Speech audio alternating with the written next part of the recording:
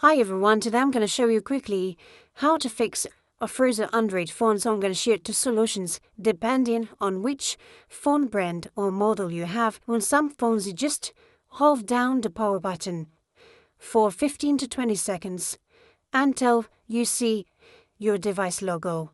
On some other phones, like in my Samsung phone, you will have to hold down the volume down button and the power button at the same time. So let's go.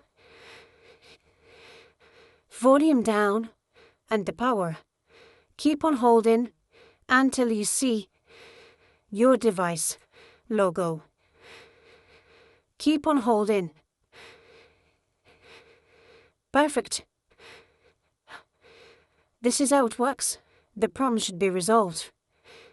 Please subscribe if it's the first time you're watching my videos. See you in the next one.